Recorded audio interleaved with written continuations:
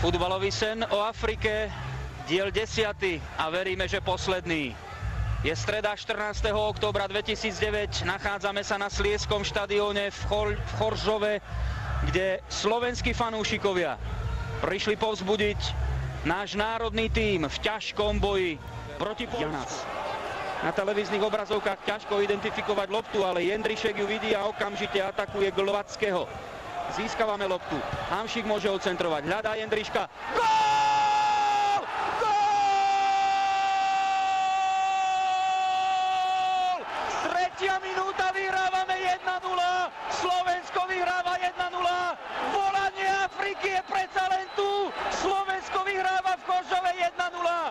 Tréner Stefan Majewski šokovaný po vlastnom góle. Pozrieme sa na to, Marek Hamšík, náš kapitán, centroval pred Ježiho Dudeka a tým nešťastníkom je krajný obranca Severin Gancarčík z Lechu Poznaň. Gancarčík zasahoval pred Erikom Jendriškom a Vladovaj z Jasa. V 3. minúte dávame v snehovej metelici v Choržove prvý gól. Futbalový sen o Afrike je späť.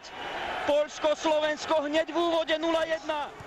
Pekaríkov center, ale iba ku Levandovskému. Sme však pred pokutovým územím, zbierame lopty. Futbalové záveje na Slieskom štadióne a Hamšík má šancu. Marek! Škoda. Ďalšia hrubá chyba Poliakov, tentoraz ju však Řezničák aj napravil. Kozák nedovolil rozohrať Obraniakovi, ale tam sú traja poľskí hráči. Pozor na ich prvú veľkú šancu. Mucha, bravo! Ireneusz Jeleň mohol v momente, keď sa naplnila 20. minúta, vyrovnať na 1-1.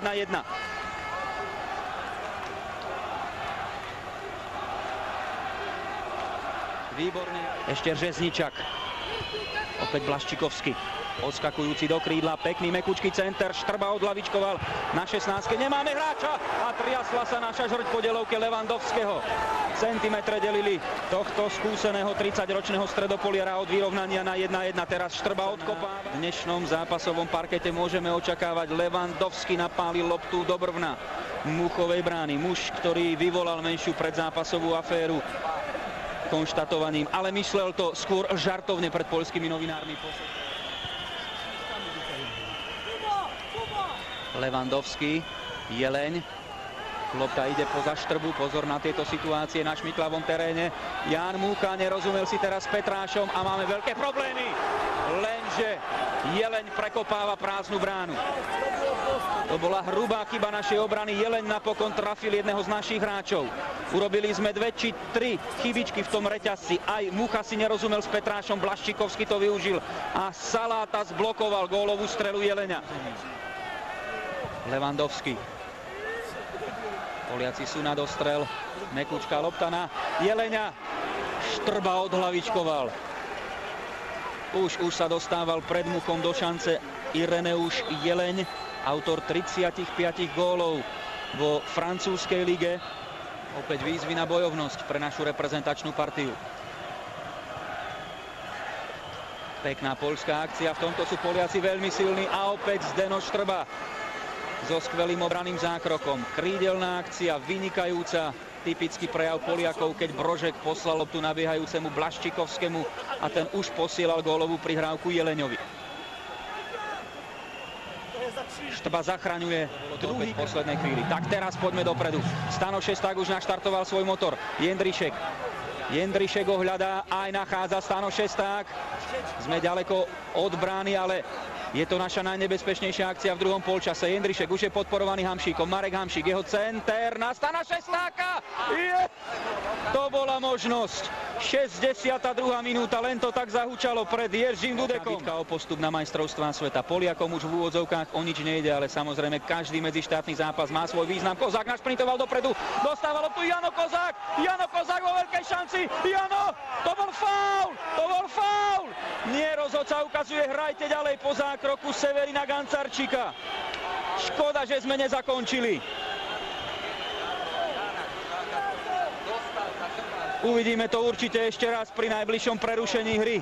Ale mali sme veľkú možnosť, keď Jano Kozák našprintoval zo stredovej zóny na kolmu prihrávku a nechce sa nám veriť, že to bol čistý zákrok od Severina Gancarčika. Samozrejme, tak by sme to chceli vidieť, ale žiadny penaltový verdikt od rozhodcu neprišiel. Petráš má prácu s Blaščikovským. Martin, nenechaj sa rozkývať.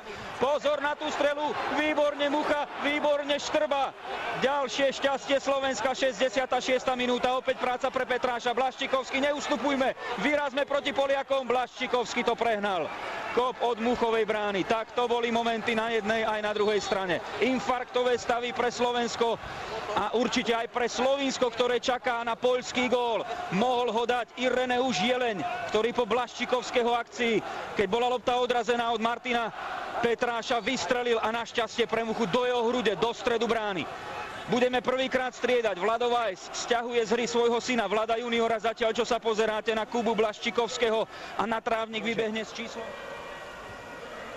Blaščikovský šikovne na Brožeka, ten mu loptu vracia, to je nepríjemné, výborne Zdeno Štrba. Podobne aj Kamil Kopúnek, odkop Pekarika, dostaňme loptu konečne preč, to nie je možné, aby takto tancovala okolo našej 16-ky. Držme palce Muchovi a všetkým hráčom v modrých dresoch pred jeho bránou. Peškov center, to bola šanca.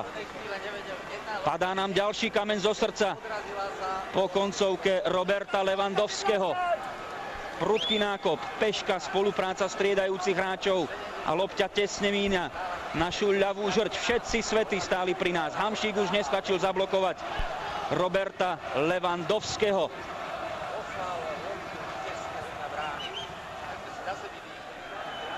Poľský tlak a Mucha zachraňuje pri strele Ľudovika Obraniaka. Prihrávka Lewandowskiego, Poliaci čoraz ľahšie prenikajú pred našu bránu a kvantum ich šancí sa zväčšuje. Štrba tento raz neustrážil prihrávajúceho Lewandowskiego. Novákov faul proti Bieňukovi. Obraniak má tam Blaščikovského, ďalšia narážačka, Obraniak proti Petrášovi, Blaščikovský vletel do pokutového územia, Obraniakov center, zmetok pred našou bránou.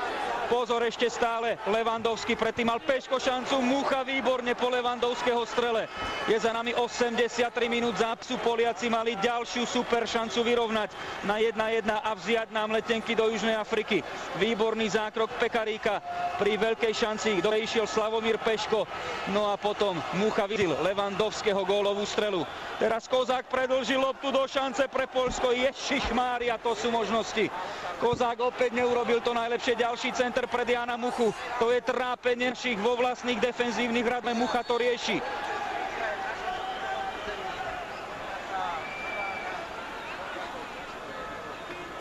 Miestami už ani nevieme, ako prežívame pod tým poľským tlakom pri tých obských šanciach. Pozrite sa na túto. Hlavičkoval, Bieňuk ešte hľadal pred Muchovou bránou Pavla Brožeka a to nás zachránilo. Potom prišiel ďalší Obraniakov center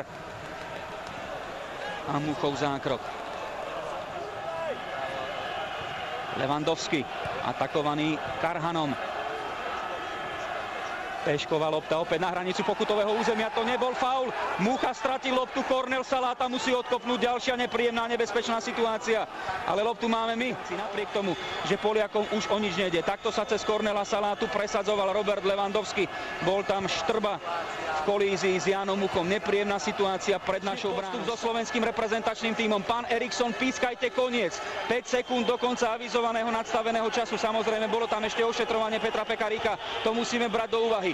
Marek Hamšík sa k lopte nedostal, Pekarík, áno, blaho, vy čo veríte v náboženstvo zvané futbal, blahoslavení tí, ktorí v tejto chvíli veria, že je to pravda. Slovensko postúpilo na majstrovstvá sveta 2010, vám kele, Ensanzia Afrika, Kenáka, nastal náš čas, Slovensko je tam, Slovensko postúpilo na záverečný turnaj 19. majstrovstiev sveta. Duše odsúdencov sa vzbúrili, tí, ktorým nikto neveril, to dosiahli. Na snehu vo Fujavici v poľskom Choržove. Vďaka národný tím, vďaka Vlado Vajs. Naša futbalová revolúcia je dokonaná. Po sobotňajšom šoku proti Slovinsku to prišlo tu, na Slieskom štadióne v Choržove. Slovensko víťazí 1-0 a zažíva svoje najkrajšie futbalové chvíle v histórii samostatného Slovenska. Po 1. januári 1993 máme slzy šťastia a radosti.